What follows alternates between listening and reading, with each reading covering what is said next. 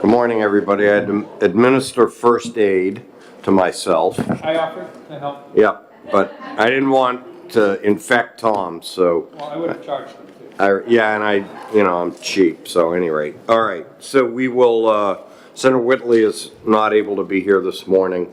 We'll start and open the hearing on House Bill 230 and recognize the sponsor, Representative McWilliams. Good morning. Good morning, Chair Bradley, and thank you for having me. I'm Representative Rebecca McWilliams. For the record, I represent the west side of Concord. I'm also the mom of 3 small children, and I'm very much aware of what we've been going through in the childcare space in the last couple of years.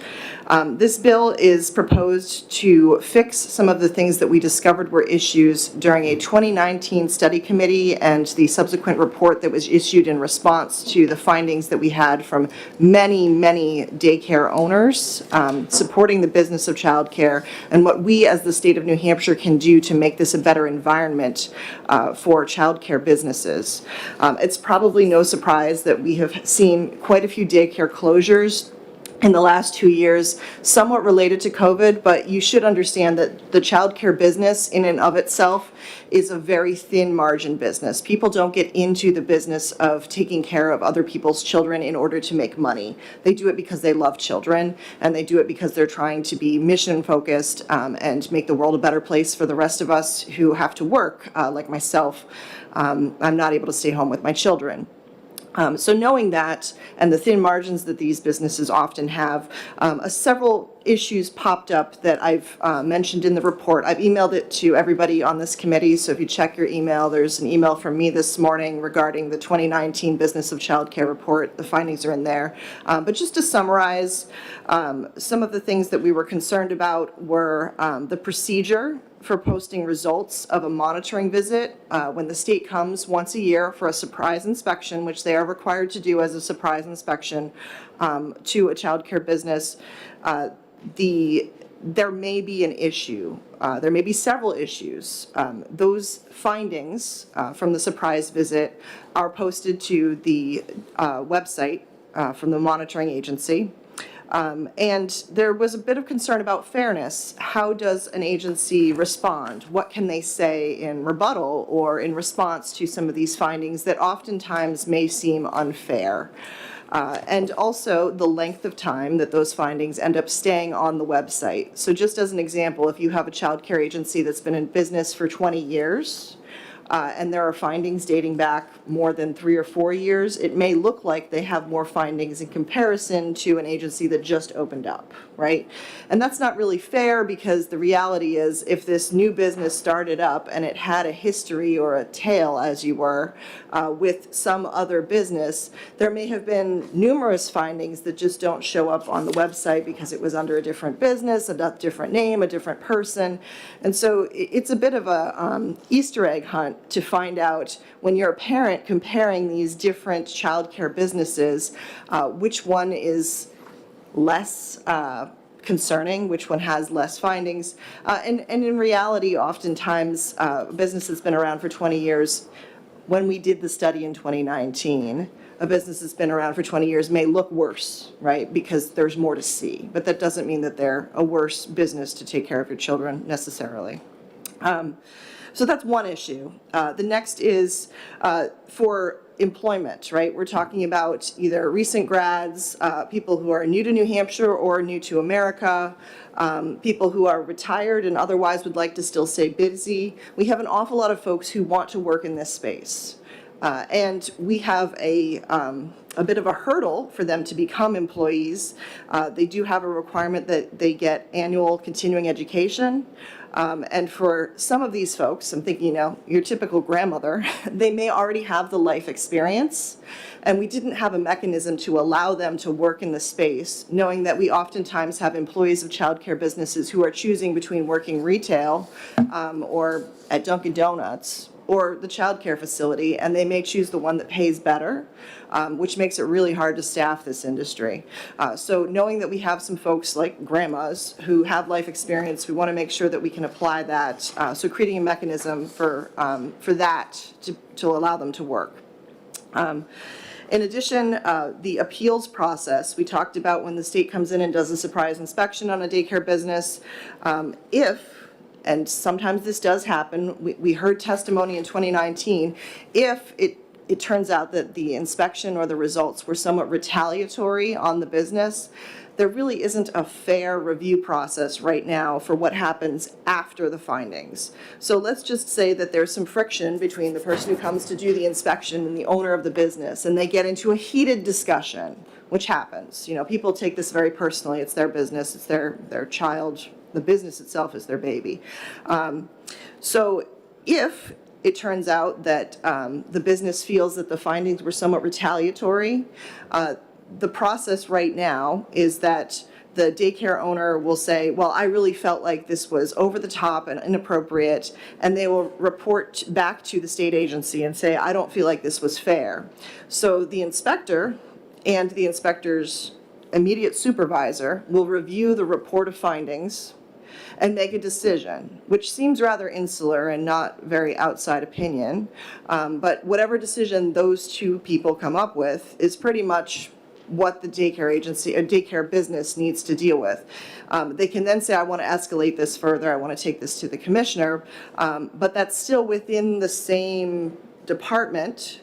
So oftentimes, what we've seen historically in the testimony we heard is that that's still inside the capsule that is the department here at the state. And there's really no outside or someone who could provide a non-biased opinion when reviewing findings. And so daycare agencies, daycare businesses are often feeling as though they don't really have an alternative, and that the person who does their inspection is the judge, jury, and executioner when it comes to findings. So if this becomes political, or if this becomes favorites, or if there's a grudge, then the business may go out of business, which really hurts all of us, I believe, because we have families who've been on wait lists for daycares for months due to closures from COVID. So all of that is to say, the history of this bill is, it's a bill from last year. It was referred to subcommittee on eD&A. They worked really hard on it. I want to say thank you to Carol McGuire for shepherding this bill. It's been amended by the House and brought forth here to you with some revisions. You can read them in the text. I'm not going to go over them line by line. This is a really good bill. There's been a lot of work put in here, and I would ask you to please support it and pass it. Happy to answer questions. Are there any questions? I think you're up, Senator Sherman. Thank you, Representative. It's, my reading is it's a great bill, and it sounds like it's based on a lot of study work that has been done previously. One question I had, and whether it's, maybe it's never come up, but it's something that we're dealing with in the hospital system, is, you know what a whistleblower is? Yes, someone who informs. What if there is an employee of the child care center who reports something going on in that child care center? Is there anything to protect them from retaliation? Is there anything in statute that allows somebody to report? We have this in hospitals, but your bill tweaked this in because we're dealing with this right now with a hospital in the state. Is there anything that would protect that person when they report from retaliation from the child care center management itself? Do you know if that exists? That's a really great question. I'm not familiar with anything in statute that protects employees from retaliation by an employer in a child care situation, but I would kind of push back and say, is this so different than other settings? So do we have a general blanket protection for employee-employer retaliation in any employment in New Hampshire rather than just hospital or child care? I think it's kind of a bigger question. Right. And so, but at this point, you don't know of anything that's aware. Okay. I'm not aware. Thank you very much. Mm-hmm. Further questions? Okay. Seeing none. Thank you very much. The only other people signed up to speak on this are Doreen, I think it's Shockley, and Melissa Clement from the Department of Health and Human Services. Good morning.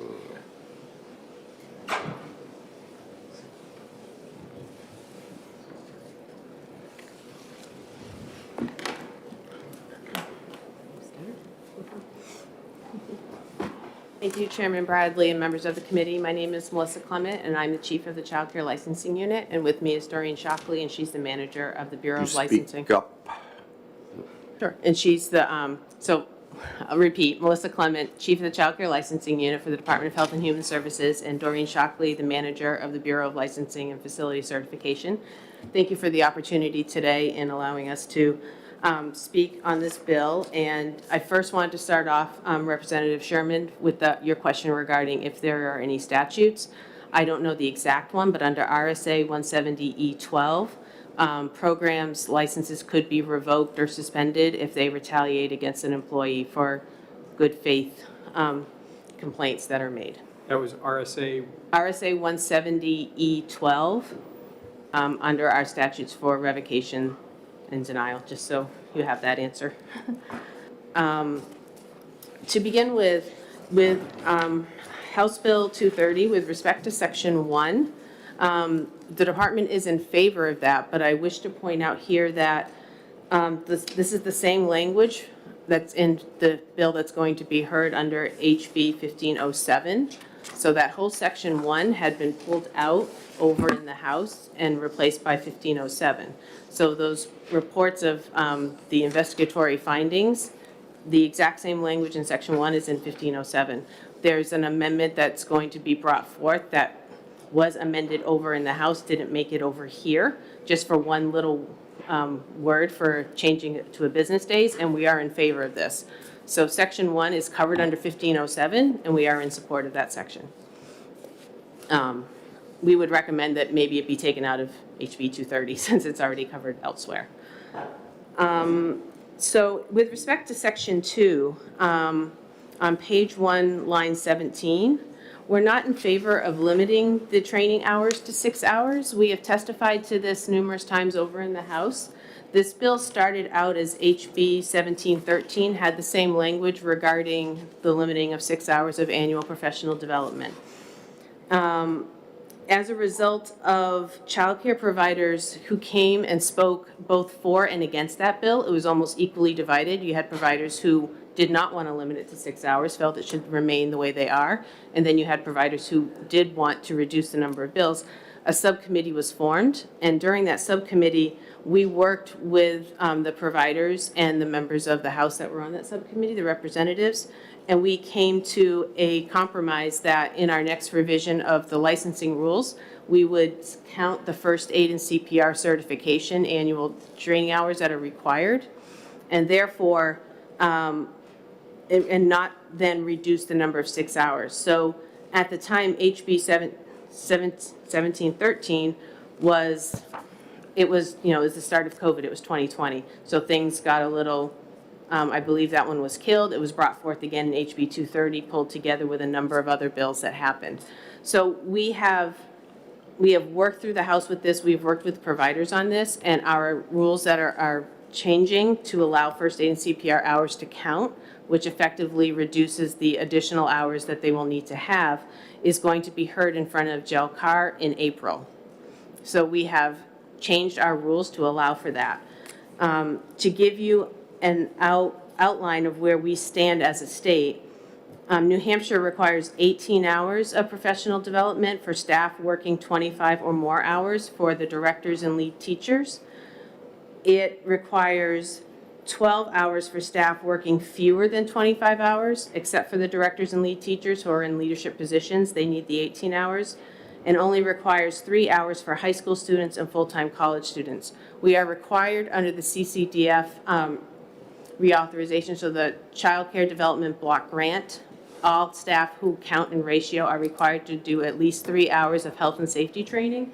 So we have to at least abide by that, which is why we have high school and college students that take at least 3 hours because of that federal requirement.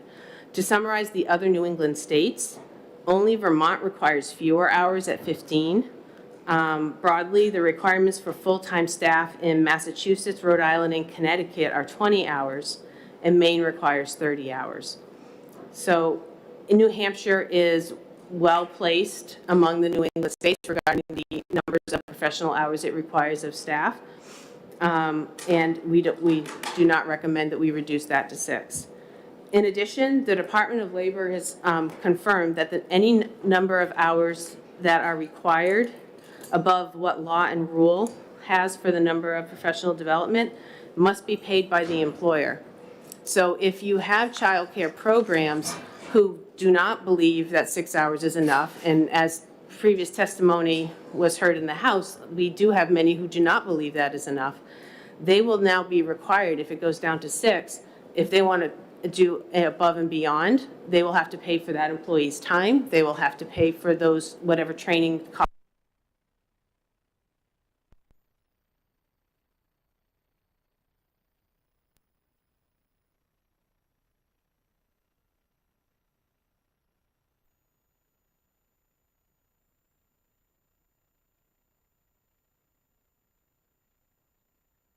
And leave the classroom to do training. They don't have the ability to do training on work time that can easily be accommodated without having additional costs to providers. They will have to provide another person. So that is for at least the professional development, that is why we're not in favor of that. Then on page 1, line 22, regarding the changes to associate teacher requirements, the language in this amended bill is the same language that was pulled out and placed in SB 133 last session. It became law last year and effective in October of 2021. The language here, however, does not include the amended language that was ultimately passed. Therefore, this bill will override if it becomes law.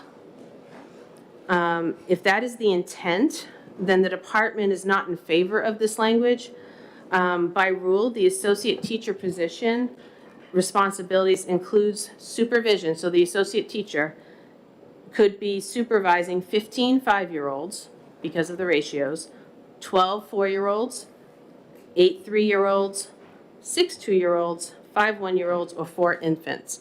So someone in an associate teacher position can work alone with those number of children.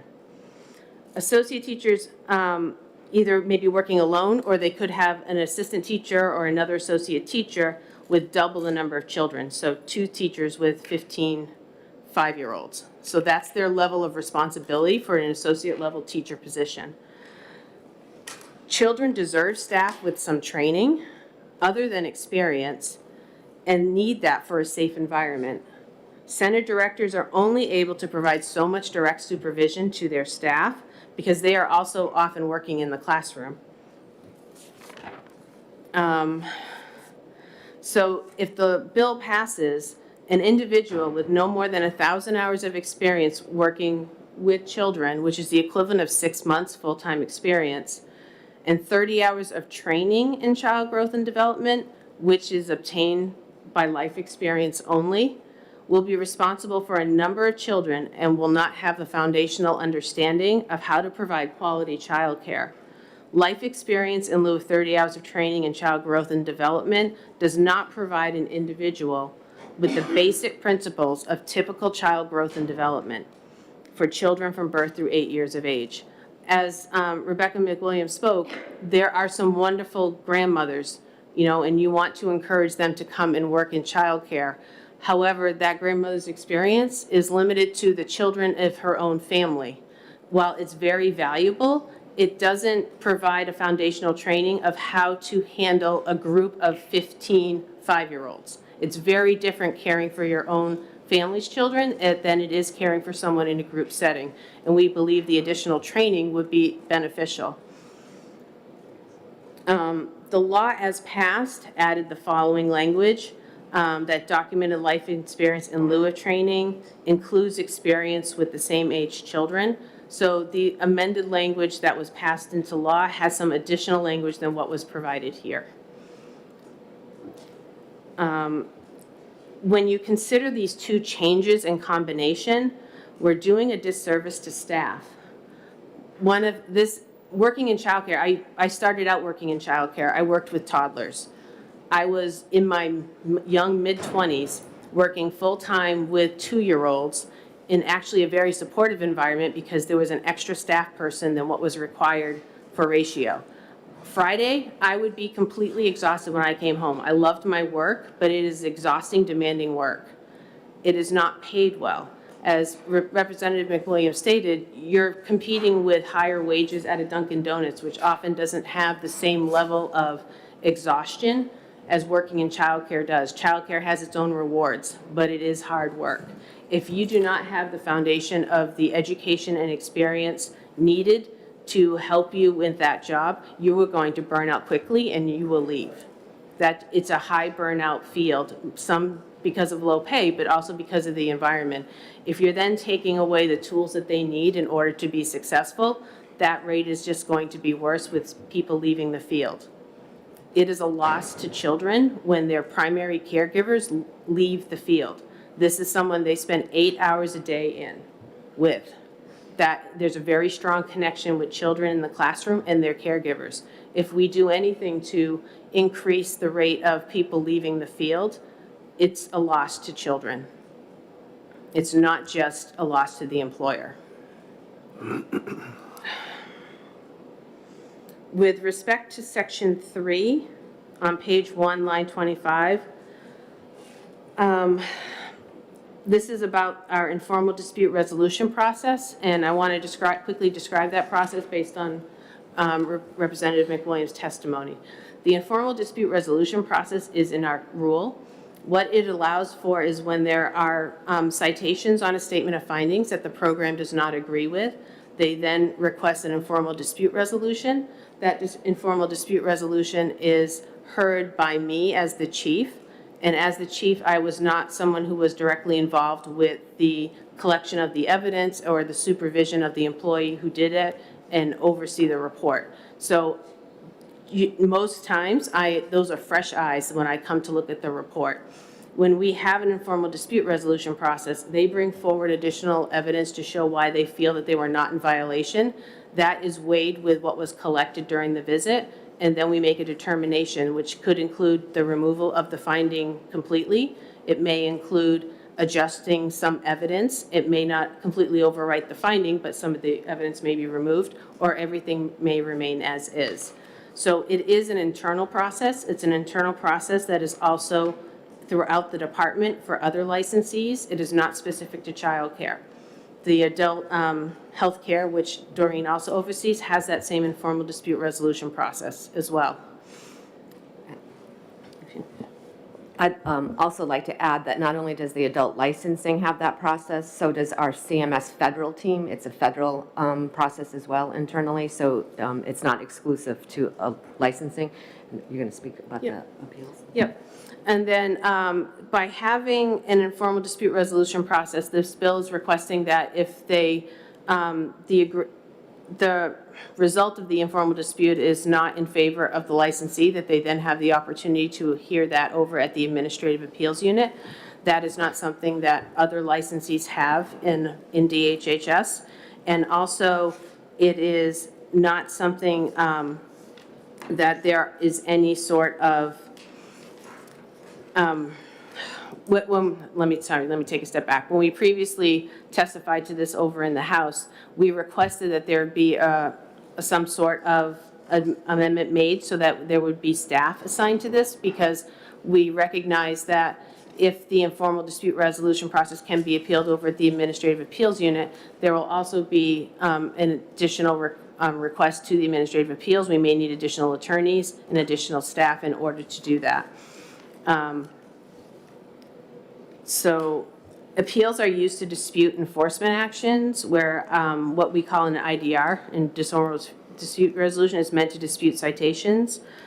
The department would be asking that an appropriation be included in the bill. Should this move forward to address the process, we need at least one additional staff person in the child care licensing unit, as well as one additional hearings examiner in the Administrative Appeals Unit, including a potential for additional appropriations for attorneys or supervisory staff and clerical staff.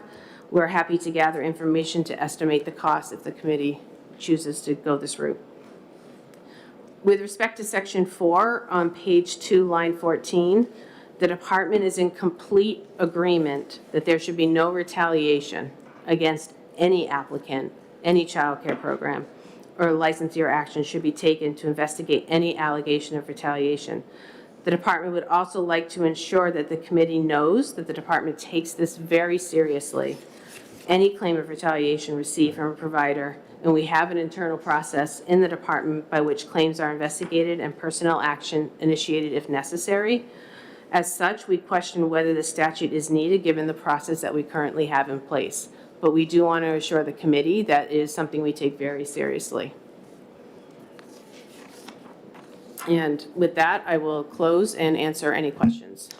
Just a quick, do you have a proposed amendment for us to look at with We your will entire definitely work with the testimony? committee on that, yes, Thank you. absolutely.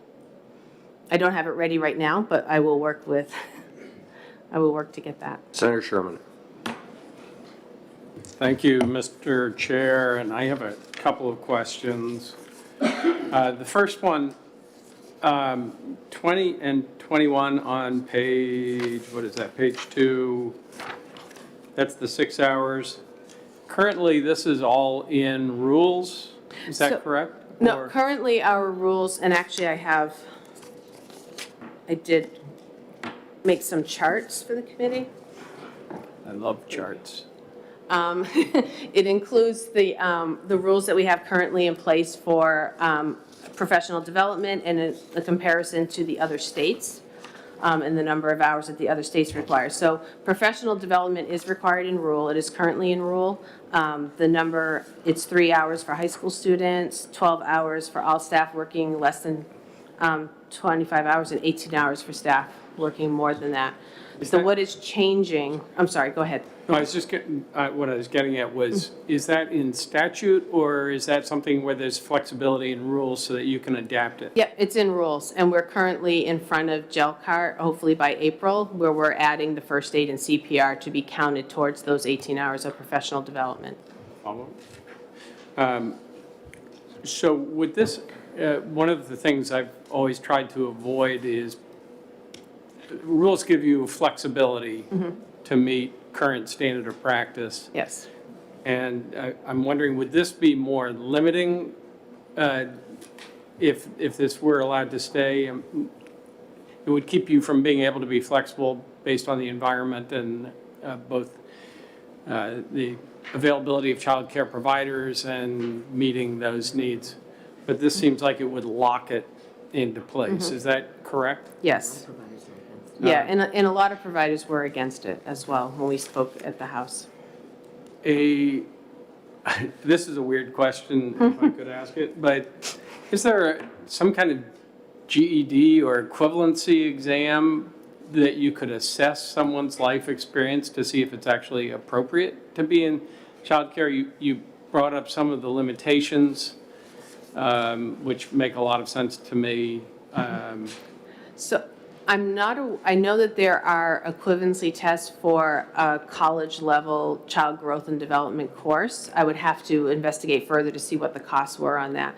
But another point I would like to bring up is if any requirements for college-level courses through the Bureau of Child Development Head Start collaboration, they have childcare scholarships available through the New Hampshire Tech and Community Colleges to have those be cost-free as well. Okay. Another question? I'm wondering, it seems to me like in 26 through 28, what is currently allowed for an appeal to the commissioner are pretty impactful decisions, such as a decision to suspend, revoke, deny, or refuse to allow, to renew a permit. But the part where it's aggrieved by an unfavorable decision, do you have an example of what that would be? Is it a different level of a decision, or is this redundant? Do you understand my question? I'm just looking at the,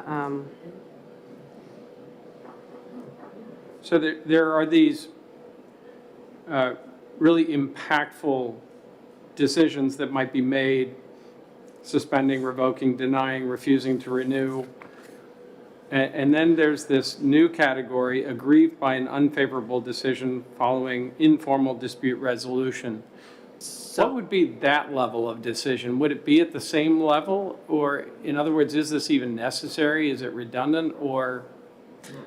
Yeah, it's a new process. So the informal dispute resolution process, if I'm understanding your question correctly, if the program came to us and said, we don't agree with this citation, they presented evidence, we decide that the citation stands, then they would have the ability to appeal our decision of that citation remaining on a statement of findings to the administrative appeals unit. That is what the language is requesting, and that is something that is different than what is currently allowed, because currently it's actions against the license, the ones that you said are very impactful, that prevent them from doing their business. So an Right. example of what this might be would be, Go ahead if you have a better way. So, yeah, I was just going to add to that. So that would be, it would be, you receive a statement of findings, these are your deficient practices. You do the informal dispute resolution process, and the statement of findings stands as is, but you still are, you want to take it another step.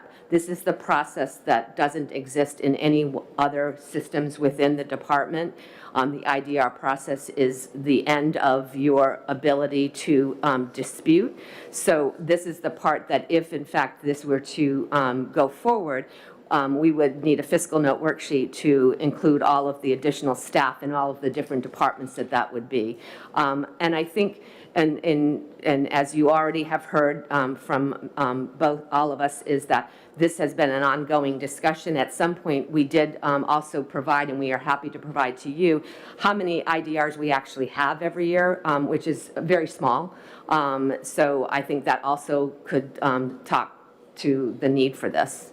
Okay. Does that help, Senator Sherman? That does. Okay, perfect. All right, go ahead. I have a couple of questions from Senator Whitley.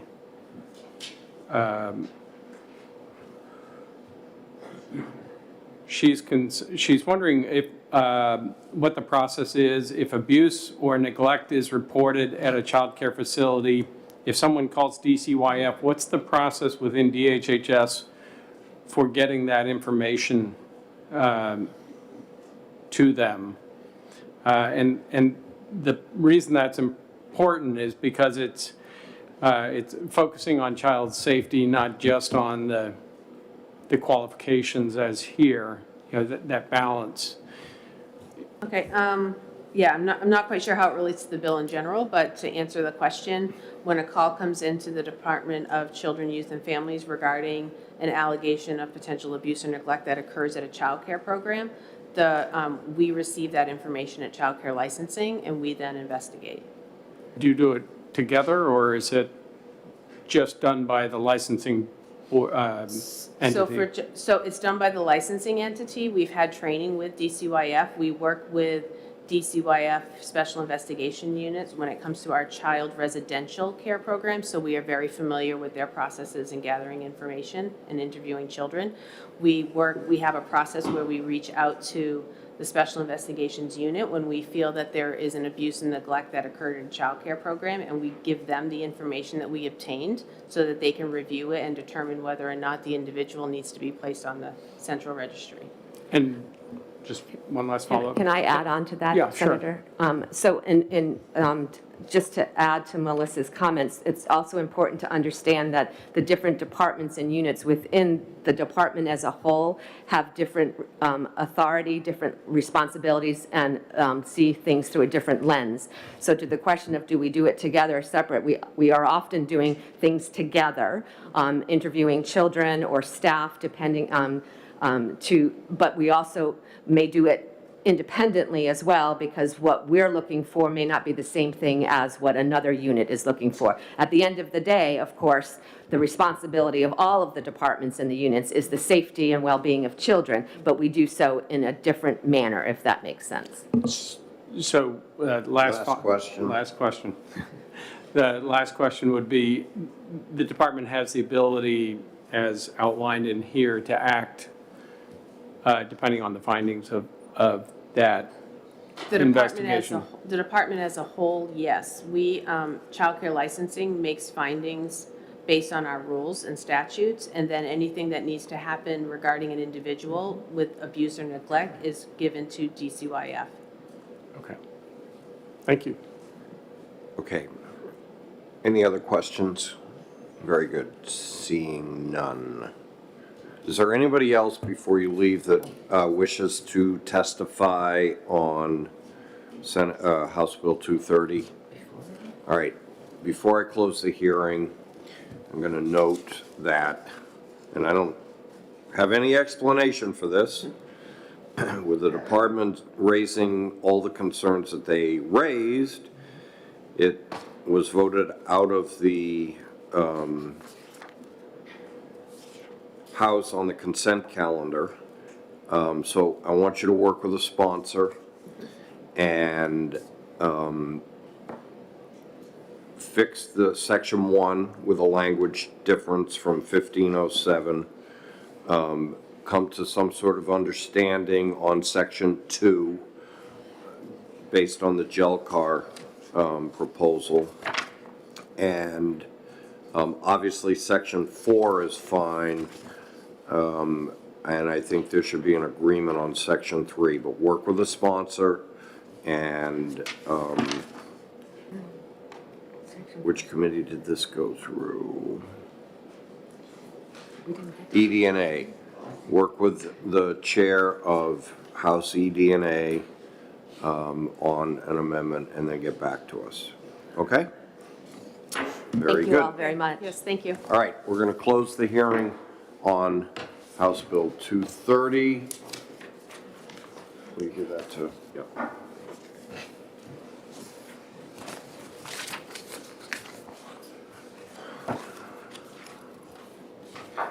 And we will open the hearing on House Bill 1320 and recognize the sponsor, Representative Knirk. And Representative Knirk, if you want to be joined at the table by Miss Nicole, I would welcome that. Tag team. Okay, but thank you very much. For the record, my name is Jerry Knirk, representing Carroll County District 3, and I'm here to introduce HB 1320. And as with many bills, there is a backstory to HB 1320. I am currently serving as a mentor to Anya Nickel. She's a constituent of mine and also of Senator Bradley's, and a Girl Scout working on a Gold Award. He was here to testify today as well. And she has taken on the task of advocating for natural or green burial. Natural burial is when you're buried without being embalmed, using a simple casket or maybe just a shroud, and without a concrete vault. Natural burial avoids the environmental degradation due to leaching of embalming chemicals into the environment. It consumes a lot fewer resources and less energy than traditional burial or cremation, and is much less expensive than either traditional burial or cremation. Natural burial is not prohibited by state law, but many cemeteries don't allow it just simply due to custom. Therefore, Ms. Nichols' work really is two-pronged. One is an effort to involve advocacy with local cemetery trustees to allow green burial, but also then for us together to address the embalming statute legislatively. It actually is kind of odd to call the burial of an embalmed body and a big casket in a cement vault traditional, because traditional burial for millennia, and still now in much of the world, is a natural burial. Embalming became more common in the mid-19th century to allow viewing of the dead body over a short period of days, and embalmers do a great cosmetic job if that is desired.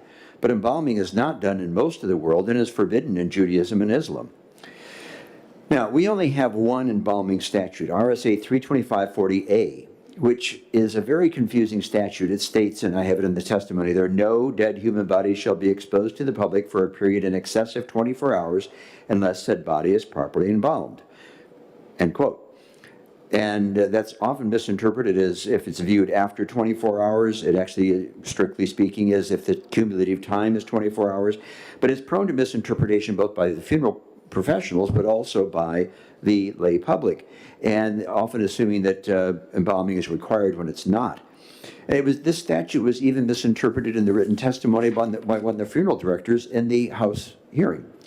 And New Hampshire is the only state that has this unnecessary and sort of misleading law.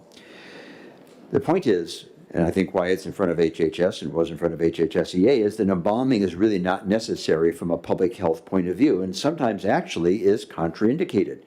For example, if you have a person who died of HIV or tuberculosis, handling the body, entering body cavities, all those things is done by the embalmer, actually puts them at risk for disease. But the body, embalmed or not, sitting still in a casket is not going to be infecting those who are there to view it. In other words, the viewing public is not at risk. And for example, respiratory diseases, including, for example, COVID, well, they're not real likely to be transmitted from a dead body because they don't breathe a whole lot. They don't generate many aerosols or droplets. So refrigeration is known to be able to take the place of embalming if preservation is needed due to a delay in viewing or burial.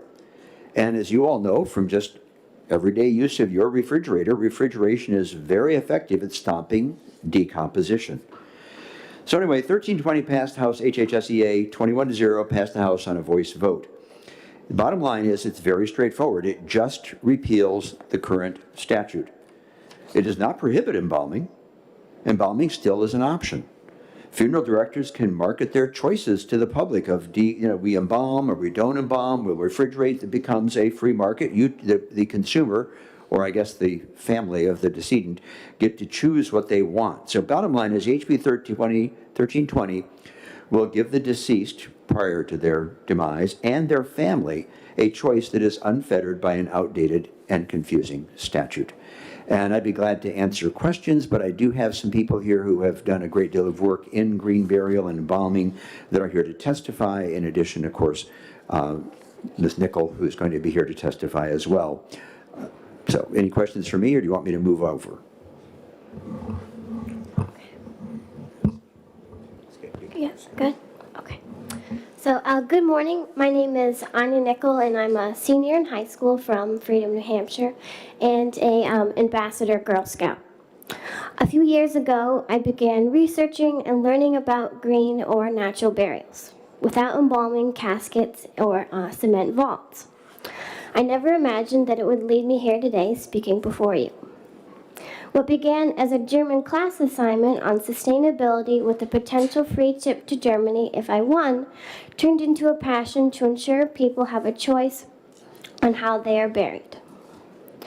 I dove right in, determining what was a natural burial and what were the existing New Hampshire laws if someone wanted to choose such a burial for themselves. I quickly learned that while it is not illegal, it was unclear what the statute was. Each town had different levels of available information. Many didn't even know what their requirements were, and some just referred me back to the state statutes, making the whole experience quite like I was going in circles. I couldn't imagine being someone in the process of making such an important life decision for oneself and not being able to uncover basic information. The one day, as I was sitting in the Freedom Village store having tea with a friend of mine who happens to be a non-engineering and a longtime beloved Freedom resident, my true passion for this topic took hold. I was explaining how I had taken on this project and would be heading out to videotape myself in our local cemetery to submit my video for German class and the contest. She shared with me her own personal experience with trying to be buried per her beliefs and wants. She, as a Jewish woman, wishes to be buried not embalmed in a pine box, without a vault. As she put it, the sooner I am pushing up daisies, the better. However, she reached out to the selectmen in town after speaking to the cemetery trustees who are not aware of the town's requirements. She was told she must be buried in a vault. She, as you can imagine, was quite upset at this as she wanted to be buried in her town according to her beliefs. When reviewing the New Hampshire statutes, I noticed the one statute about embalming and felt that embalming should be a choice. Some people would like to avoid all of the chemicals used in embalming, which are then placed in the ground. I didn't win the contest for my German project. However, I did decide I couldn't stop my work on natural burials as one, I learned so much about it and how important it is to so many people, and two, strongly feel that personal choice is important, especially in such a personal matter. As I said before, I am a Girl Scout and have been one for 9 years. The organization teaches us how to be the change in our world. So when I decided to continue my work on natural burials, I developed a plan of action, presented it to the Girl Scout School Award Committee for the Green and White Mountains, and was approved. Since that day, I've had the privilege of working with Representative Knirk, and it is my hope that you will agree that everyone should have a choice on whether or not they will be embalmed, which will aid in the realization of religious beliefs as well as people's wishes to do no harm to the environment. Thank you. Are there questions of Representative Knirk or Ms. Nicole? Seeing none, good luck and congratulations on your advocacy. Thank you. Okey-doke.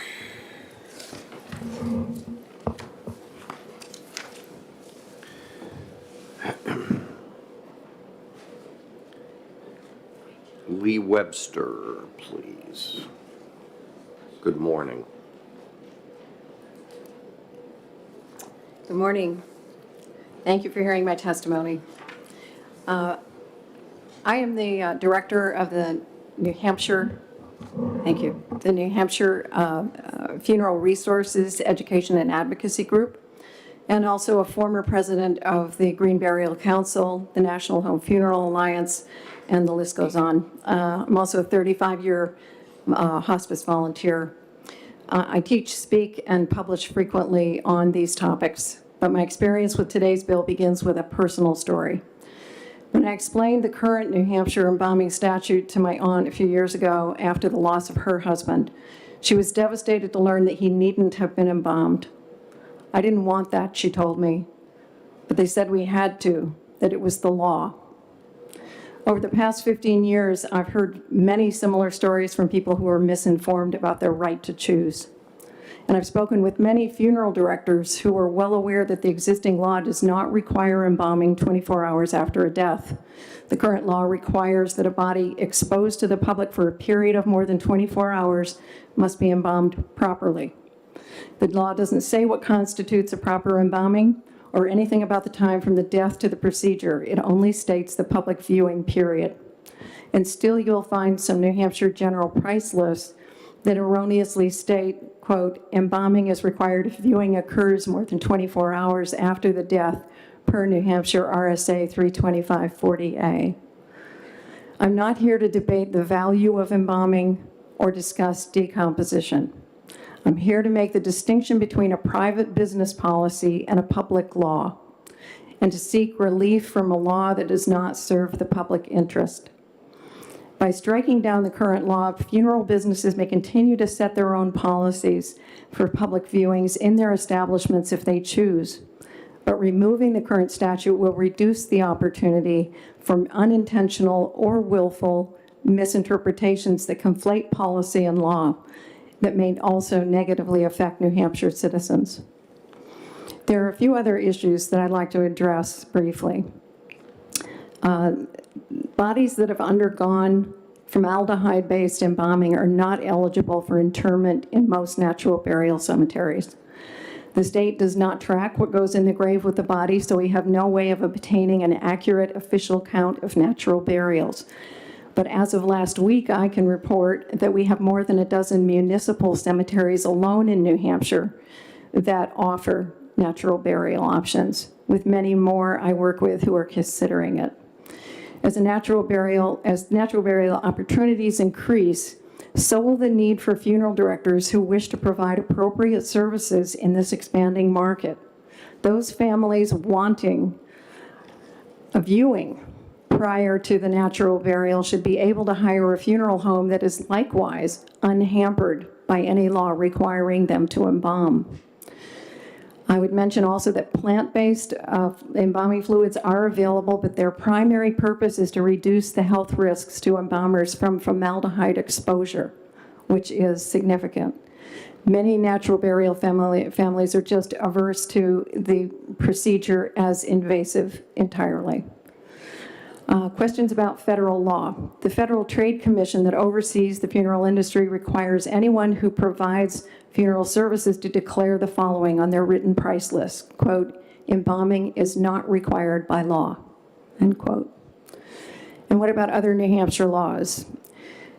Full custody and control of a dead body belong to the next of kin, according to RSA 290-17.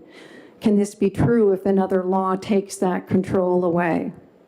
Some might consider the state compelling its citizens to pay for embalming for any reason an infringement on their family privacy rights. I get a lot of questions about winter burial. Natural burials, as has been mentioned already, include those for Jews, Muslims, Quakers, and other religious traditions, and they've occurred year-round, the world round, for centuries. Many New Hampshire cemeteries do bury all winter, especially the natural ones, and those that wait till spring usually offer outdoor cold storage that has worked fine for eons without chemical embalming. The last piece is family well-being. In my experience with grieving families, people don't need to be protected as much as they need to be educated. And they need to be educated about what to expect. The current law doesn't address either. A growing number of people are choosing to view and care for their dead in their natural state without unwarranted fear of mental anguish or physical danger. Even challenging circumstances, such as tissue or organ donation, do not and should not necessitate a state-mandated cosmetic procedure to publicly view the body if the family so chooses. So in conclusion, leaving this law in the books keeps the door open for continued misrepresentation that has already led to the limiting of personal choice and created financial and emotional hardship. And removing the current statute will restore choice to New Hampshire citizens and free funeral homes to offer more sustainable services to environmentally conscious families. Thank you. Questions? Senator Avard. Thank you. Dick, your testimony, how many municipalities offer these natural burials? 12, actually 10 right now. 2 of them have multiple cemeteries. Follow up. And how many funeral homes How many funeral homes? offer without the burial? I don't know how that works. Yeah, I think I know where you're going. I think that that's a question for the funeral directors in the room to address rather than myself. But I can tell you that more and more of the mortuary students that I teach are very interested in providing sustainable and environmentally friendly services. Thank you. Yeah.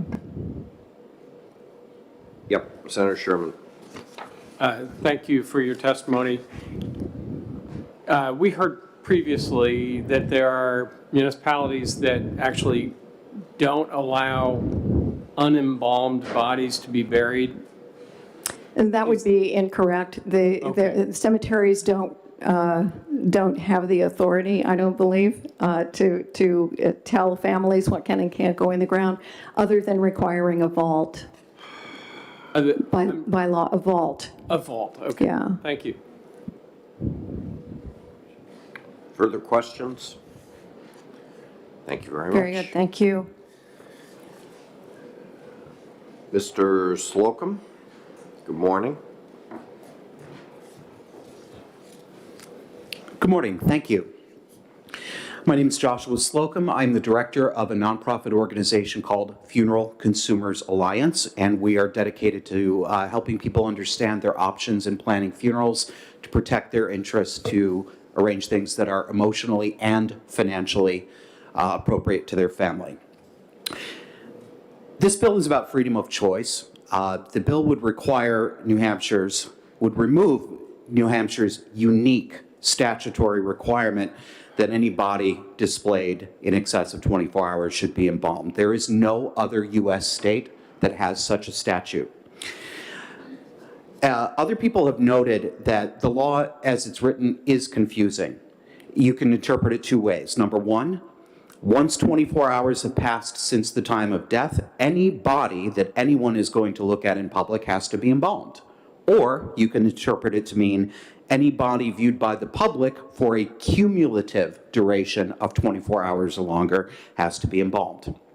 It's ambiguous. And this ambiguity has led to some New Hampshire funeral homes stating that embalming is required by law in order for the family to view the body publicly if it takes place at any point past 24 hours after the death. We think that the choice of embalming needs to remain a personal choice, and that the state does not have a legitimate interest in compelling families to choose and pay for this process when it may be contrary to their preferences or religious practices. And I'd like to reinforce something that I think is very important, especially after the House hearing. Embalming is not a public health measure. This is not a matter of opinion. It's not a matter of how someone feels about it. It's a matter of medical and scientific fact. The CDC, the World Health Organization, and other public health institutions have repeatedly confirmed that unembalmed dead bodies are not a threat to public health and are not a disease transmission vector except in rare circumstances. During the House committee testimony for this bill, some members of the funeral industry gave the committee inaccurate information. One person claimed that unembalmed bodies pose a health danger broadly. Another person claimed that, quote, COVID bodies were especially dangerous if not embalmed. This is not true. Like with other respiratory diseases, COVID transmission risk comes from the living who breathe, not from the dead who don't. Another person representing the funeral industry claimed incorrectly that dozens of U.S. states have laws similar to the one that we are debating here in New Hampshire. As a researcher and co-author of the book Final Rights, a book on funeral and burial law in all 50 states, I can confirm that this is not the case and never has been. That New Hampshire is the only state with this law. As others have said, this is a cosmetic procedure. This is something a family should be able to choose, but it's something that a family should also be able to decline. And HB 1320 would restore this choice to families where we think it should be. It does not bar funeral homes from requiring embalming for a public viewing if they wish to set that as an in-house policy. We are not asking the state to stop funeral homes from setting their own policies or to dictate to them. We are asking the state to remove an ambiguously written law that has been misused by a minority of practitioners to compel a purchase that families may not want to make. There are times when embalming is the most practical choice, and if it's desired by the family, families will continue to have that choice. Thank you. Any questions, I'd be happy to answer. Senator Avard. Thank you. So if this bill passes, then a funeral home cannot compel somebody to get involved? The funeral homes may set their own in-house policies. They can say, we will not allow a public viewing without embalming. But if this law is taken away, they will no longer be able to incorrectly claim to families, I have to make you embalm because New Hampshire law says that I must make you do this in order to view the body publicly. That is all that will change. Thank you. Thank you, sir. Thank you.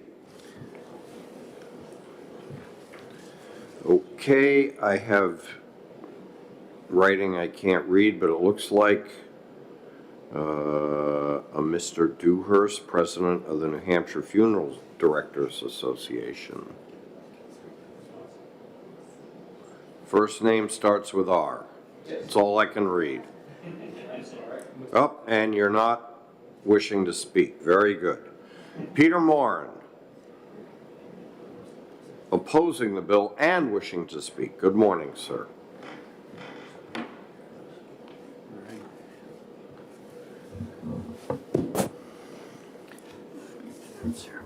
Good morning, Chairman Bradley and members of the committee. Thank you for allowing me to testify today. Yes, for the record, my name is Peter Morin. I am the Executive Director of the New Hampshire Funeral Directors Association.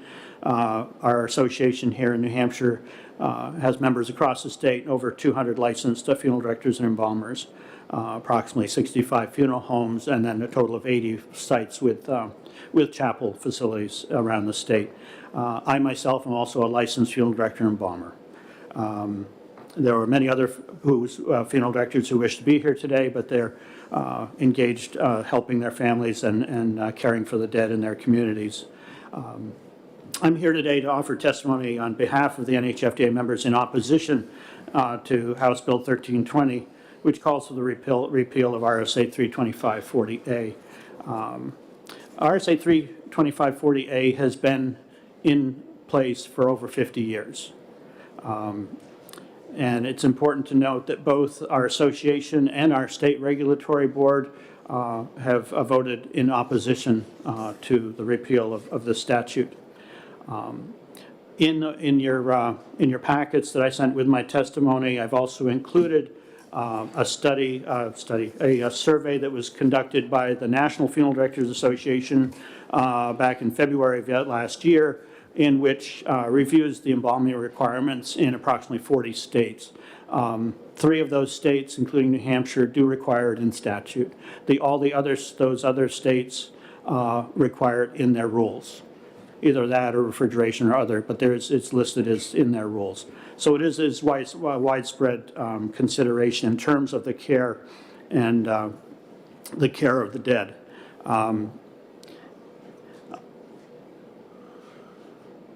One of the many, there's been a lot of information that's been, or should I say, a lot of opinions and comments that have been made this morning, and I may address those. You may have them in questions if that I can answer. The removal of RSA 32540A is by no accident in the statute, which is embalmers and funeral directors. This is actually, it is put in place as a practical guideline to protect the public. I have to disagree with the comments that were made earlier that dead human bodies, particularly unembalmed dead human bodies, do present a public health hazard because they fail to talk about the subject that no one wants to talk about, and that's decomposition. It's a natural process. In your packets, I've also included, which was a timeline and the stages of decomposition. Welcome for you to review. I just have to have the caveat that, once you know something, you can't unknow it. And it's a rather graphic description of what happens in every unembalmed body. Refrigeration has been proposed as being an alternative to embalming. Refrigeration will slow down the decomposition process. The process continues regardless. What embalming does is there's a chemical reaction which takes place in the body where the proteins in the body are what they call cross-linked. And what they do is then the proteins in the body are no longer a means of nutrition for microorganisms. One of the first things that they teach us in mortuary science school is that once someone dies, there are natural barriers within our bodies which keep microorganisms and things like that in their proper place and proper location. Once death occurs, those barriers are gone. Those microorganisms translocate to everywhere in the body, the eyes, lips, everything. So that there is a real benefit to this to the public. It also provides a very important guideline for funeral professionals. Those of us here in New Hampshire, the funeral directors and embalmers, we're the death care professionals in our state. In 2021, approximately 13,000 of our families, our friends, and our neighbors died here in New Hampshire. And it's the funeral directors and embalmers who care for those individuals. Now, so we do this 24 hours a day, 7 days a week, 365 days a year, year after year. We speak from experience. The comments made today are not coming from funeral professionals. They're not individuals who are dealing with death every day. We know what happens when unembalmed bodies are left on their own. The other issue that comes to us is that by removing this statute, it's going to greatly increase the liability placed on funeral homes and funeral directors. Because if a family were unhappy or displeased because of odor or discoloration or something that we can't control without embalming, they're not going to report the individuals who testified today. They're going to be reporting us to our state board, and we're the ones who are going to be liable to a lawsuit. Basically, I think that House Bill 1320 is trying to solve a problem that doesn't exist. There's been a lot of information put out here today. I do want to mention that, that's been talked about choice, that the repeal of the statute will not increase the public's choices. The choices already exist. What this statute does is it applies to a very narrow, limited type of service, okay? And that is where a body is exposed to the public because of the whole issue with decomposition. If they're unembalmed, we don't know what condition they're going to be in a matter of days. I couldn't tell you what condition they're going to be tomorrow or the next day, much less a week from now. And the families have the choices already. As pointed out, I mean, the funeral homes can have their own policies. Without this, it isn't going to change anything, even if it were repealed. But the families have their choices. They can have their green burials. There's no requirement for embalming. Any cemetery in the state will bury unembalmed bodies. New Hampshire has one of the highest cremation rates on the East Coast. We're getting close to 80% now. So embalming has become less and less often. We do embalm for winter entombment, for spring burials, because cold weather is not a reliable source. As you know,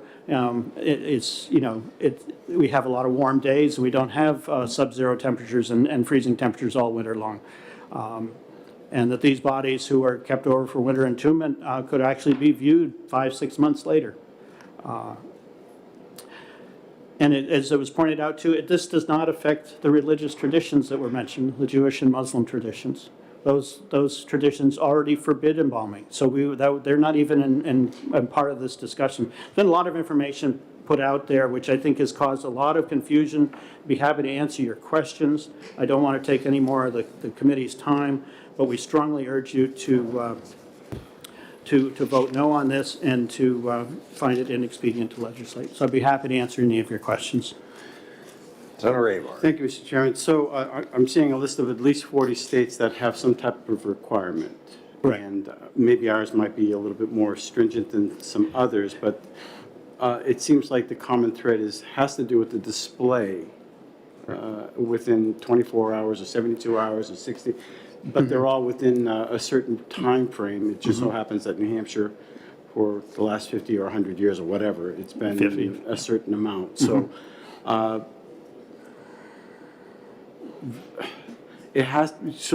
just trying to get to the crux of why we actually have it. It's on the public safety end of it. It's more or less for the display for public. So there's nothing that prevents somebody from seeing it prior to the 24-hour period if they choose not to be embalmed. Is that correct? That's correct, yes.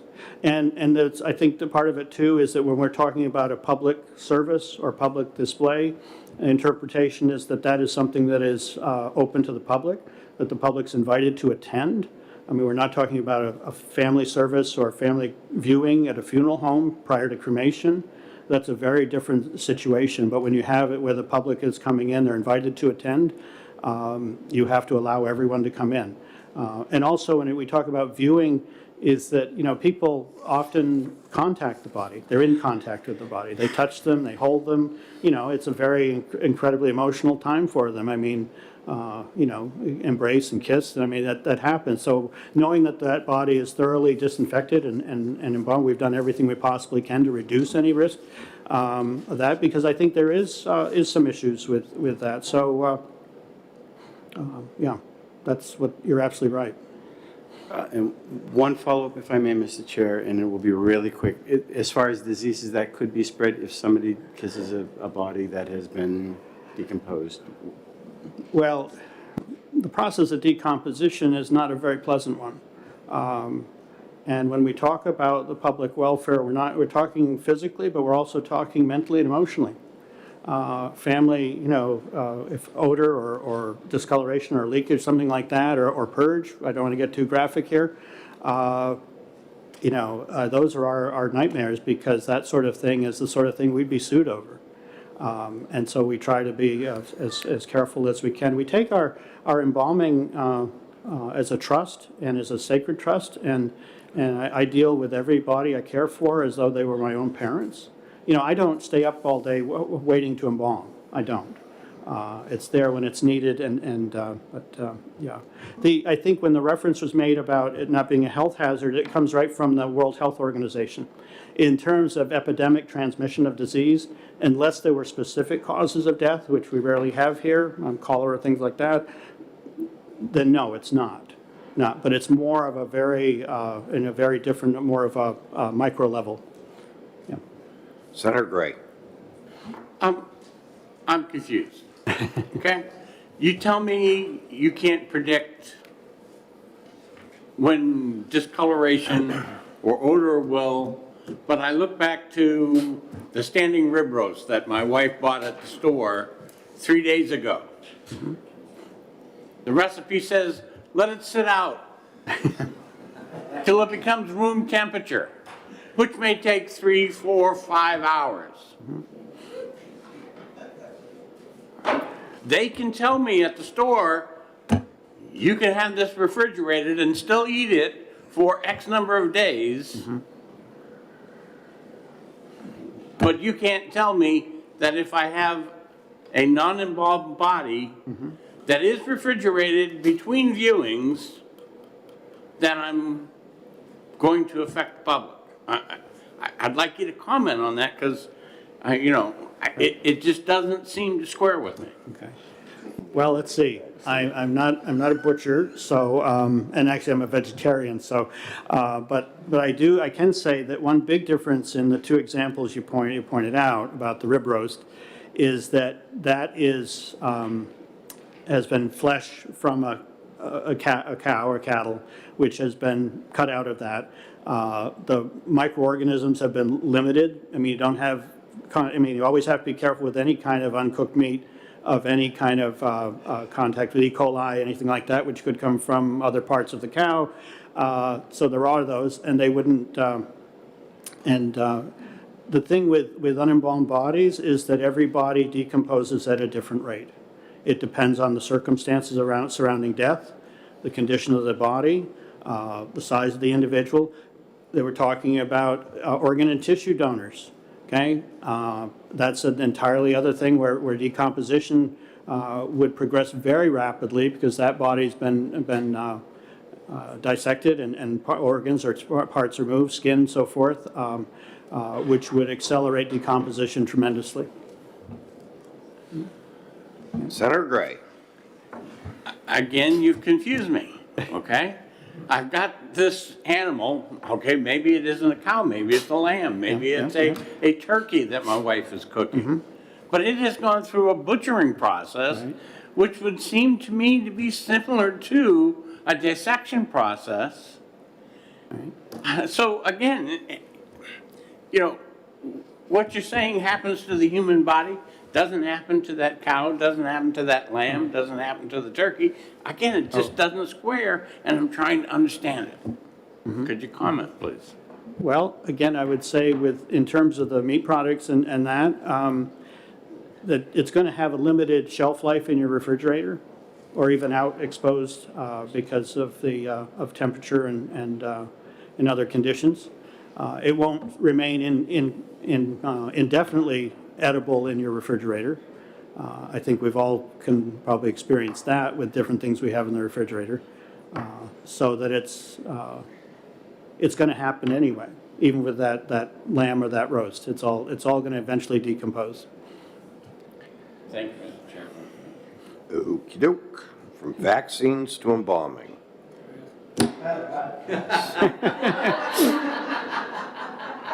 Senator Sherman. I hope Cam got all of Senator Gray's questions into the permanent record. Those are spectacular.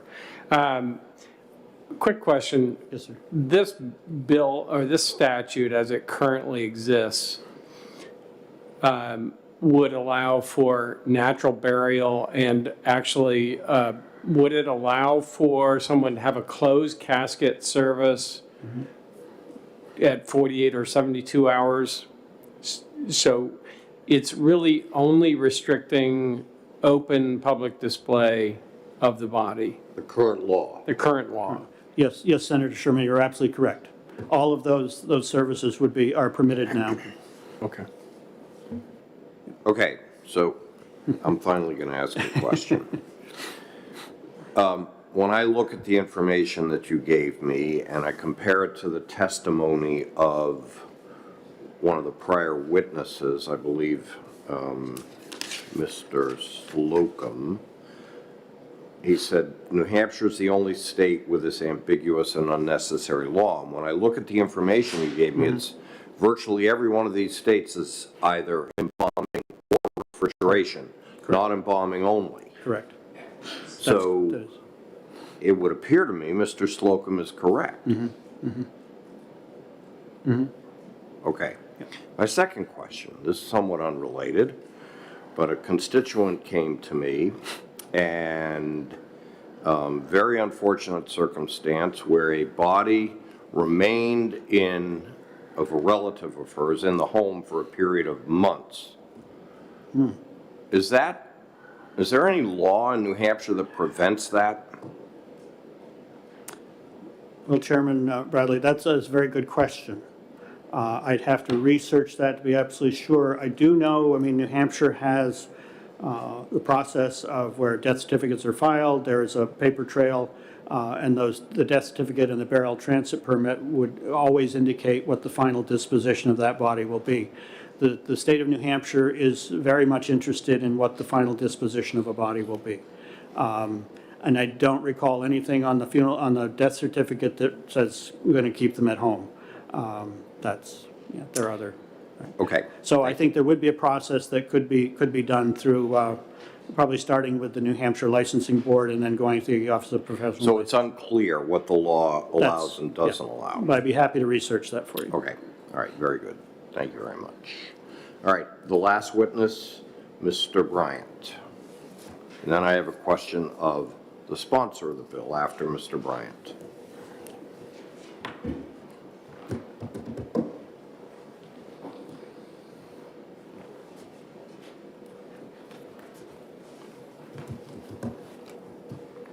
Good morning. Thank you for allowing me to speak in front of you today. It was a beautiful drive down from Coos County this morning.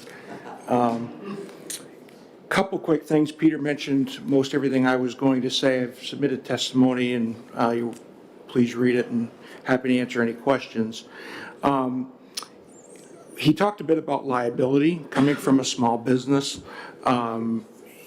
The repeal of this law could, in my opinion, lead a family to really kind of strong arm a funeral director and saying, you know, we want mom exposed 7 days after she passed away. There's no law saying if you repeal this that there's no, that can't happen, okay? Refrigeration is a wonderful thing. It does slow decomposition, but every body is different. I loved the senator's questions. Be happy to talk to you more about that if you like, but each person, from the time they pass away to the time they're refrigerated, any medications they may have had, and we've seen a lot of issues surrounding drug overdose deaths that speed decomposition. So just policy saying there's no reason for embalming, refrigeration will take care of it, I don't quite believe is accurate. The requirement of a vault was mentioned. That's a cemetery regulation, not a state regulation. That may have been mentioned. One of the interesting things was brought up that embalming process exposes those of us that work with it. The National Funeral Directors Association conducted a study, and they published in their Director magazine in February that found that embalmers are not exposed to significant health risks performing the embalming process, and that's something that I certainly can request from national funeral directors if that's something you'd like to see. And finally, as someone that works with the dead on a regular basis, I don't believe any funeral director is there to push a service that a family does not want. But there also needs to be education of the family and having them not necessarily understanding the decomposition process or the potential issues surrounding that could lead to potential irreparable emotional harm and distress. I'd be happy to answer any questions. I don't want to take up too much of your time. Thank you, sir. Thank you. I'm glad you enjoyed your drive. I did have the. Oh, the pork chop's coming back? I did have. I did have a question, but would you believe I was told long ago that vaults are for the mowers in the cemeteries so that there isn't a dip in the ground rather than for any other purpose? I can understand where some people would come there. Yep. Enjoy your drive back. You going up through Crawford Notch or Pinkham Notch? Pinkham. Because that's where I'd rather be. All right. Come back up here, Jerry. Yes, sir. All right, first question. If the research that Mr. Morin comes back to me that there's no prohibition on leaving a body for a period of, happen in this case, months, would you have a problem if we use this bill to clarify that statute and make sure that somebody couldn't do that without some sort of penalties?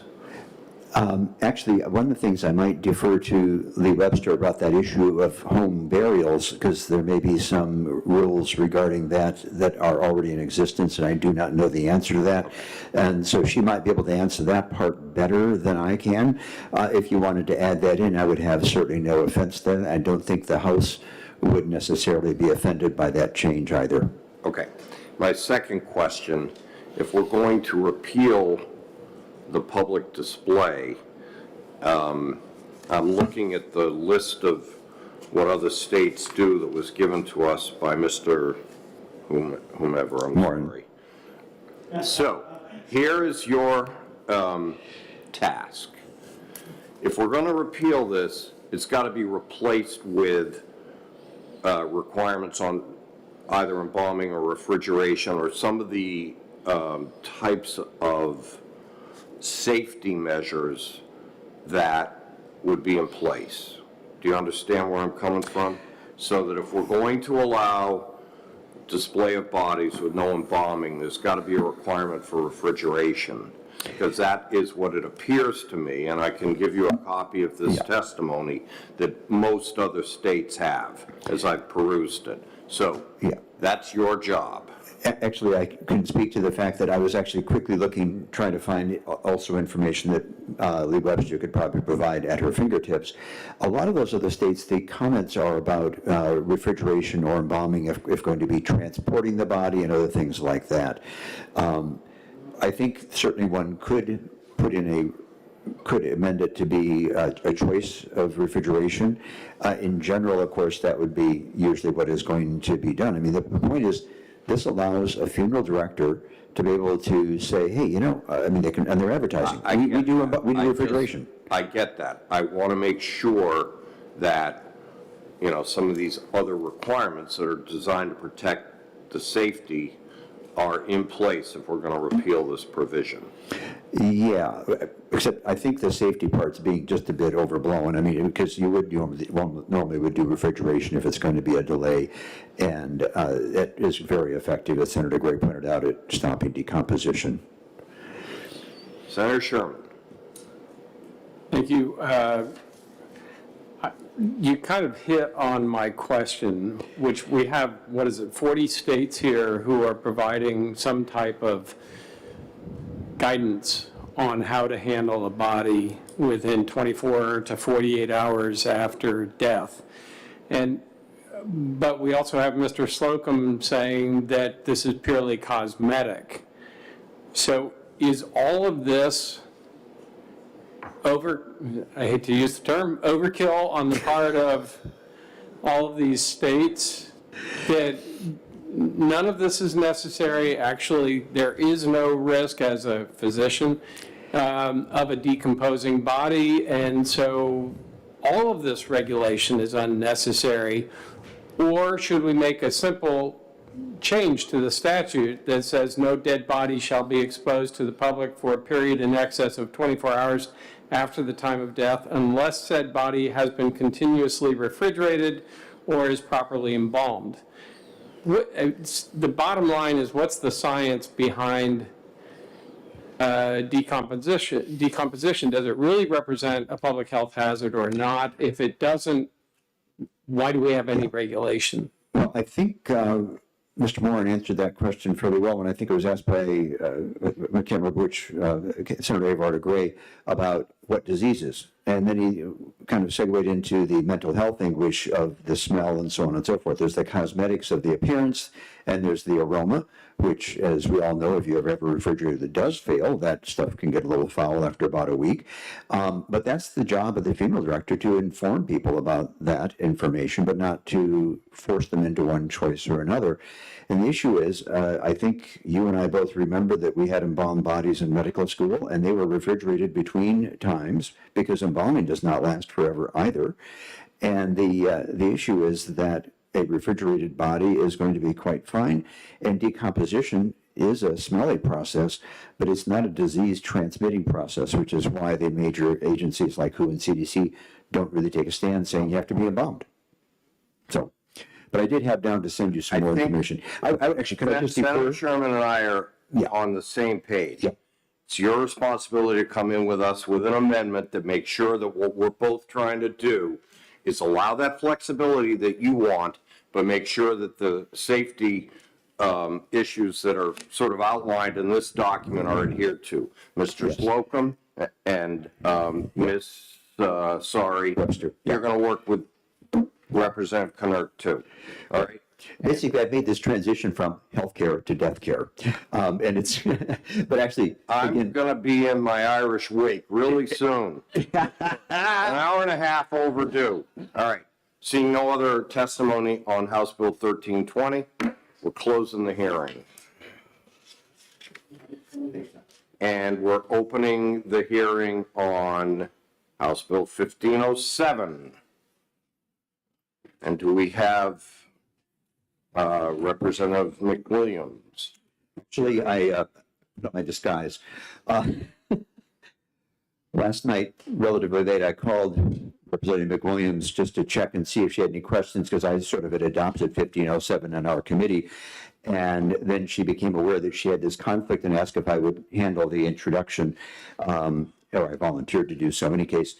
So you've already heard just a little bit about it in the reference. I should say, for the record, Representative Jerry Knurk, Carroll County District 3, and you've already heard a little bit about this issue that in the HB 230.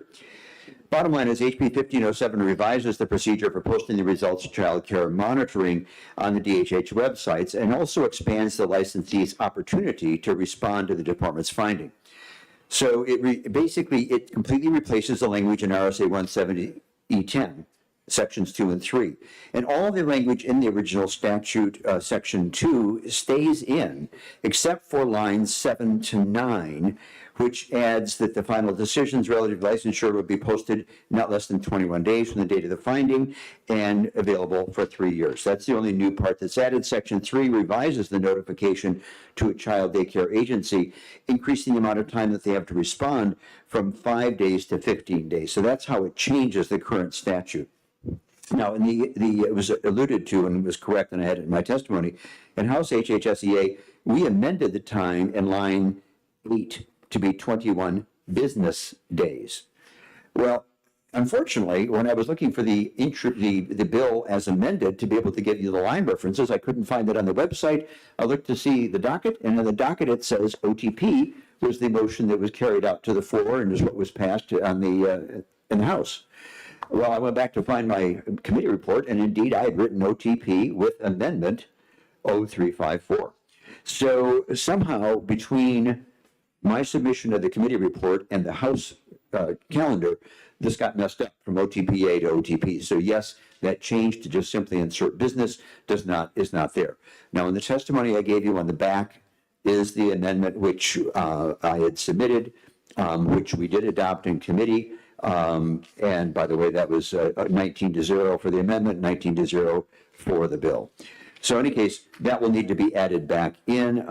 It's just basically it's an error somehow within the House processing. Another issue that did come up in HHSEA hearing is whether we should have a cross-reference information on owners or operators of child daycare so that they can't like change a name, just rebrand, and then not have a paper record that there's a problem or something on their website. That's already covered in rules. And in the testimony here, I point out the various issues, and the license is not transferable to new owner. When a program is purchased, a new license number is issued for that new owner. The previous license history is not part of the new owner's history. It basically tracks to the owner. So I think that's really okay. We didn't need to put in something special about that. So that's, I presume Ms. Clements and Doreen Shockley are still here to discuss this as well if you have some further questions. Obviously, with it being in 230, if you're going to pass 230, it could probably just reside there. If you decide you're not going to pass 230, it could just be a freestanding bill. So your choices. Any questions? I'll try. It's not my bill, but I'll try. Senator Gray. I don't have an amendment in front of me. It's on the back side of the testimony I gave you. I distributed it to your desk. Yeah, right there. It was with the 1320. They're both together. Yeah, right there. There's my 1320 and then the 1507. Both together. Yeah. Yeah, there it is. There's your 1507. Yeah. I mean, you weren't looking with rapt attention. So, just to be clear, this is the amendment that the HHS committee wanted to attach to the bill, but it never got attached. Yes, we did vote to attach it, and it somehow got lost when it got to the clerk's office. And all it does is add the word business on line 8. So it's 21 business days, not 21 days. And that was at the request of the department. Okay, all right. Yeah, nothing tricky. Seeing no further questions, let's get on with the balance of the testimony, and it's Ms. Clement and Ms. Shockley, I believe, from the department. Supporting, but not wishing to speak. Are there any questions of them? All right. We'll close the public hearing on House Bill 1507.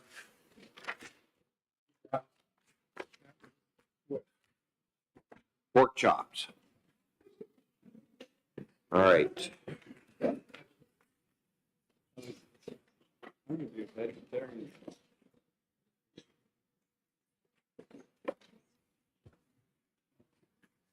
Representative Cushman, good morning. What's that?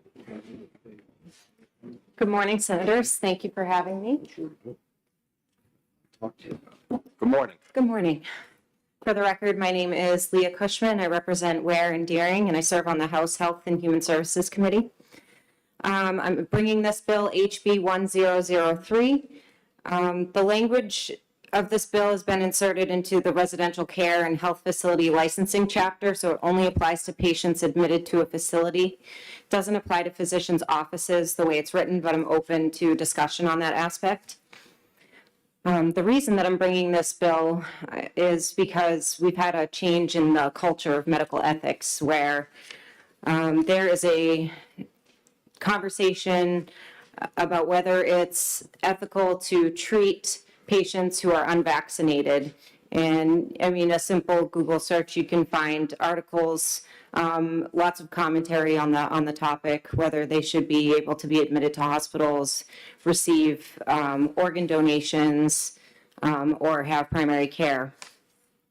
So the American Nursing Association Code of Ethics in Provision 1 states that the dignity of the patient needs to be advocated for and protected by nurses, and that falling under that is autonomy and their right to self-determination. So they have a choice to take a medical intervention or not.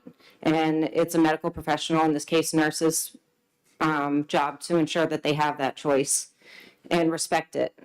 The American Medical Association recommends not refusing any patients in a way that discriminates based on a class of people, but does encourage making adjustments in the manner of serving them if they feel it's necessary. So there's this movement to not only deny care, but also belittle and treat unvaccinated patients as second-class citizens. The controversy's been brought to a fever pitch with the rapidly disseminated COVID-19 vaccinations. And I think it's indicative of how far medicine has fallen as an ethical practice when they can refuse care for patients. A couple of headlines. 3-year-old reportedly denied heart treatment because parents were unvaccinated. Unvaccinated patient out of Boston hospital denied heart transplant. And there are more. You can find them. So people didn't decline vaccinations for all kinds of reasons, religious, moral, ethical, based on their assessment of benefit versus risk. I believe in informed consent, and doctors and nurses do, right? So we're expected to ensure patients have that informed consent, but how does that jive when we decide their decision is unacceptable and say, well, if that's your decision, we can't treat you? That's not providing true informed consent or acknowledging patient self-determination. If an immunocompromised patient, so speaking to the idea that unvaccinated patients are more likely to contract communicable disease, you can think of some examples where, we don't apply that same bias to them. Immunocompromised patients, if they say don't want to take an immunostimulator to reduce their risk of infection, would a doctor refuse them? No. So why refuse someone who doesn't take a vaccine? Or morbidly obese patients who refuse to change their diet, they're likely more at risk for infection than a healthy unvaccinated person. So the bill just says that you can't deny care based solely on vaccination status. That was the amendment that came out of the Health and Human Services Committee in the House, just to put that solely in there, and also just to change the form to match the rest of the Patient Bill of Rights where it's inserted. So yeah, that's about it. It came out of the House with a unanimous vote. Ought to pass as amended and was on the consent calendar. Senator Sherman. Thank you, Representative, for bringing the bill. I've been in practice for over 30 years, and it would never cross my mind to deny care. I don't think there's any new issue with ethics. But I just want to be clear about what this bill does or does not do. If a patient comes in, I think you will agree, I think you're a nurse, you would agree that an unvaccinated patient could actually represent higher risk to the other patients around them, which is one of the reasons why we vaccinate people and require vaccinations in our public schools. If that person were to come into a hospital unvaccinated, and there was a concern about other patients who couldn't be vaccinated and the risk that patient presented to those other patients, the hospital made the decision not to change the level of care at all, but to have that patient in isolation. This would not preclude that, correct? Not at all. Okay. Nope, it doesn't stop from any, adjustments to be made. Just states that they can't be denied care, services. Yeah. Just for the record, would you believe I've never worked in a facility that would do that. So I'd be interested in those case reports and where they came from. I would believe that. Are there any further questions, Representative Cushman? This may be your lucky day because you're the only person signed up to speak on this bill. There is testimony from Paula Minahan, who can't be here today, on behalf of the Hospital Association. And indicates that the amended version of the bill is less troubling, I'm just using her words, and goes on to say that the practice, as Senator Sherman indicated, of denying treatment never happens in New Hampshire, which is a good thing. So quite frankly, I don't see any reason why we shouldn't pass your bill in the amended form. So I would normally say we would vote on it today, but we're missing Senator Whitley. So there you Okay. go. Great, thank you. Yeah, and I understand the committee of the, I mean, the testimony of the New Hampshire Hospital Association, and if it's not happening in New Hampshire, who knows what the climate of the culture will be going forward. So I think it would be good to just get it in there now. If it's not a problem, then there's no issue with it being put in statute. So, Okay. thank you. Senator Avon, anything? Okay. Is there anybody else that wishes to testify on House Bill 1003? Come on up.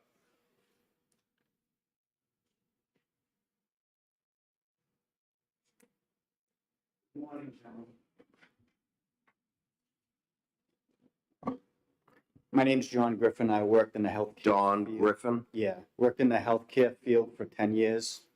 I have an associate degree in science and medical technology. I'd just like to share some things with the Senate about this bill. I think this bill should pass unanimously, just in case, because of the fever out there concerning vaccinations, the mRNA shots, the severe reactions that some people are having to these, and the reasons that some folks might not want to get these experimental mRNA shots. And it's a preemptive bill in case something like this pops up in one of the numerous clinics or smaller hospitals in the state. As a former medical worker, I used to take the flu shots yearly. And no matter what, I always got the flu anyways, because the flu shots only protected you from maybe 3 or 4 variants of the flu that are out there in any given season.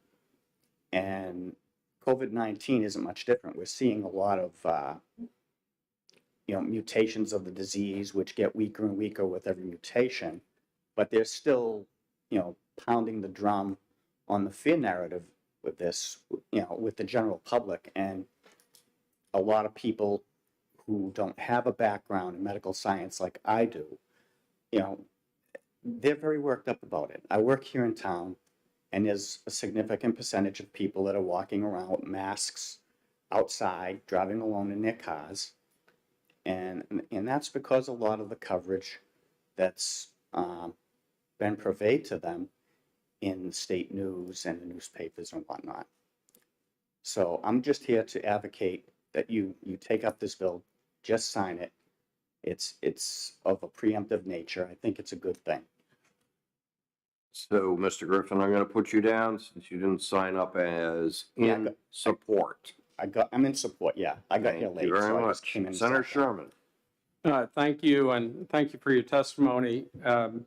As you're probably aware, I'm a physician, and you have made some allegations. I just want to ask you, I'll make it one question. Are you aware that the mRNA process in vaccine has been around for more than a decade and is not experimental?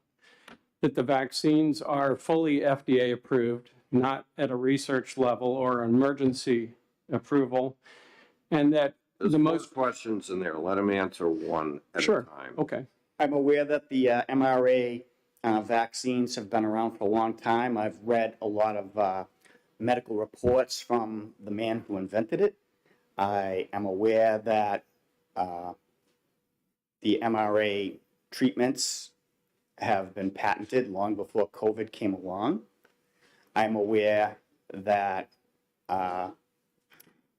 there's been a lot of medical papers that have come out, both here in the United States and in Great Britain and in Israel, concerning the effects of these shots. And like, for instance, something that grabbed my attention was a paper on how the spike shell protein affects on the cellular level a body's ability to repair DNA damage in that cell, all right, by basically blocking the receptors for the mechanism to repair someone's DNA at the cellular level. Now, I'm not going to say that I fully comprehend all of this and that I'm a genetic scientist, because I'm not. I have an associate degree in science. But when I read stuff like that, it gives me pause for cause. And when I started reading about the spike shell protein and the effects in the human body, and the fact that the spike shell protein is being uptaken into the human liver, in bone marrow, and in women, their ovaries, that's cause for concern. And I'm 61 years old, looking at my health and my experience in the medical field, I chose not to take the inoculation. And I just think that medical workers need to understand, despite how they feel about things, that people are making their own decisions concerning this, and that has to be respected. Plain and simple. Another question? One. One more.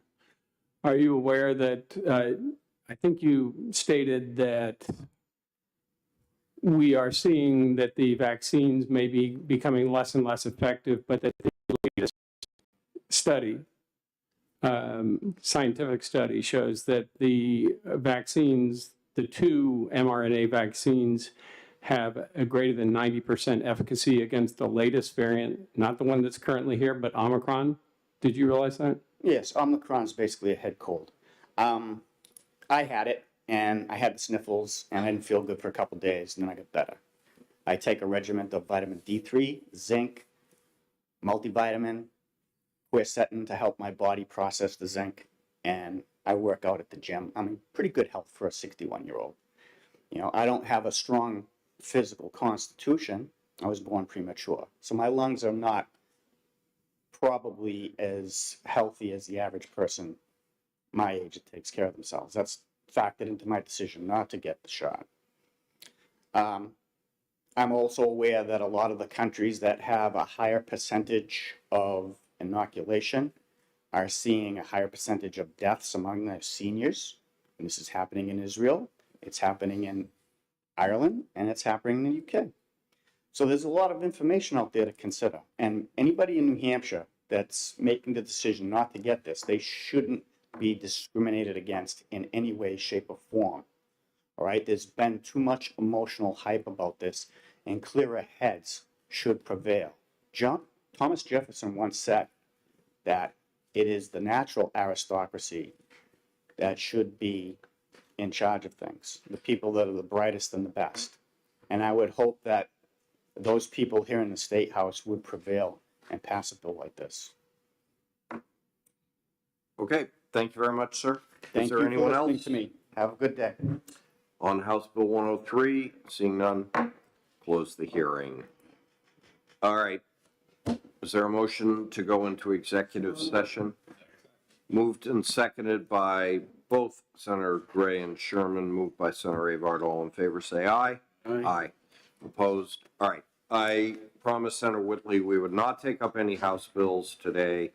So Representative Cushman, that's the way it is. Sorry about that. We do have 2 Senate bills we have to act on today because they're the deadline, and we'll take up Senator Avard's bill first. So Senator Avard moves ought to pass, and the bill is open to further discussion and amendments.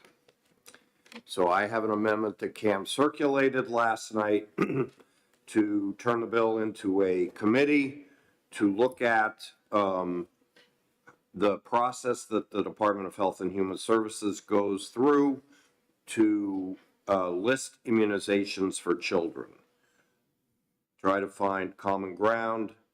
I hope this finds common ground. 2 members of the Senate, 4 members of the House, minority representation, reporting, 45 days after first name to name it, and a report by December 1st of 2022.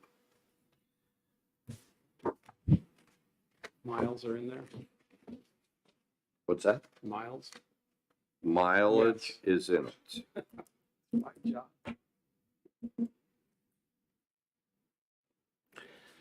You want an ought to pass on the committee amendment? Well, Or you- do I have to move my own amendment? No, you did it. He did. I will move up that underlying And once it's accepted, ought to pass on amendment. Avard already moved the underlying bill, so, And I'll move the amendment. all right, thank you. Is there any further discussion on the amendment? Senator Avard? Again, it's a compromise. I still feel strongly about my bill. I think this will keep the discussion alive, and that is my motive for voting yes on the amendment. And with that, I also want to be the head of this study as well. So just in my view, this amendment is appropriate. The department testified very strongly that they have no plans to add any COVID vaccines to the list right now. So I think if there is, and then I proposed legislative oversight as opposed to just gel car. That was a bridge too far for a lot of different people. So that's where the idea in my mind of a study committee came forth, because there's no proposal now by the department to list COVID. So if there is a recommendation that comes out of a study that I'd certainly recommend that you're on and be first named, that could be future legislation next year. Maybe it's something that also should go before the Health and Human Services Oversight Committee. I don't know, but I think that's what a study committee could look at. So that was the thought. Okay. Anyone else? All right, so Senator Gray has moved the amendment. Senator Avard has seconded the amendment. All in favor, say aye. Aye. Aye. Any opposed? Okey doke. Could I Ought to speak? pass as amended. Senator Sherman has moved it. No, I didn't. I'm not going to move it. Oh, you didn't move it. It's all right. It's already made, so. Yeah, No. On the motion of ought to pass as amended. So moved. Senator Avard moves it. Seconded by Senator Gray. Can I make Now discussion. Senator Sherman. I was strongly opposed to the original bill, and I believe that DHHS is fully qualified to make the decision of which vaccines to use. With GelCar's input, we have legislative oversight. I think this is unnecessary. So I'll be opposing it, but I do think the amended version is better than the underlying bill. Okay. Any further discussion? Seeing none. All in favor of ought to pass as amended? Aye. Opposed? Senator Sherman's opposed. All right. I think, I'll take it out. you sure, Senator Avard? Yep. Okay. All right. Senator Sherman moves ought to pass on Senate Bill 450. And there's a Bradley Sherman amendment, which we will go through. After a lot of discussion on the conflict of interest provisions, I came to the conclusion after working with different folks that, where is it? The language in page 2, line 10 through 12 is sufficient, given the recent changes of the board. So that was the one thing that I thought was really important. And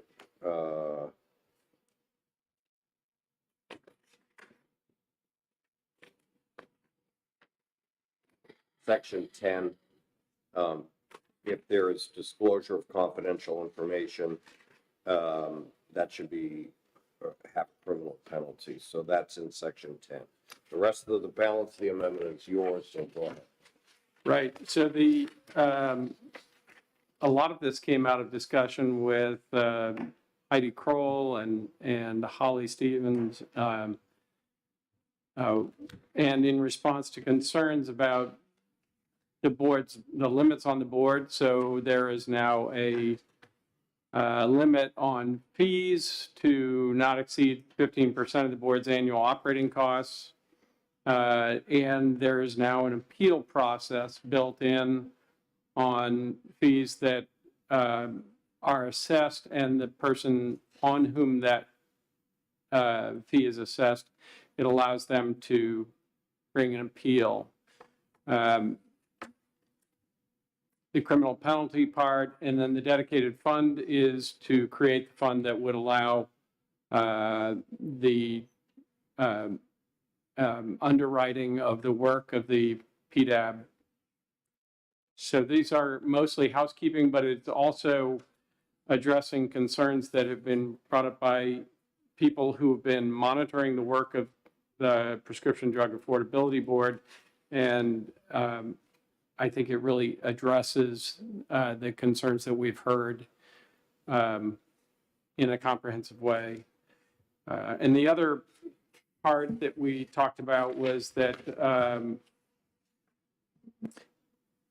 was making sure that the board can meet quorum by increasing the number of alternate members, but answering Senator Gray's concerns, making sure that the members who were appointed by a certain person have to be there.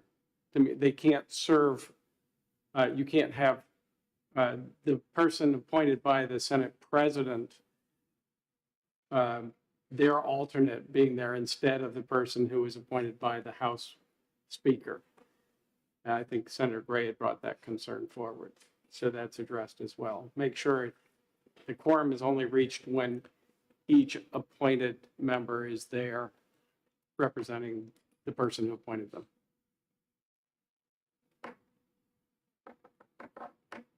Okay, any questions?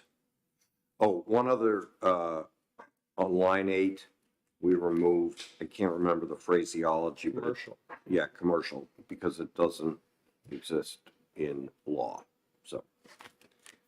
All right, any further discussion? Seeing none, there's a motion of ought to pass on the amendment. I think it was made by Senator Sherman, and it was seconded by Senator Gray. All in favor of the amendment 1185, say aye. Aye. Any opposed? All right. Motion of ought to pass as amended. Senator Sherman moves, and seconded by Senator Gray. All in favor, say aye. Aye. Aye. Okay, Senator Sherman will take this one out. That's it for today. Thank you very much, and we are adjourned.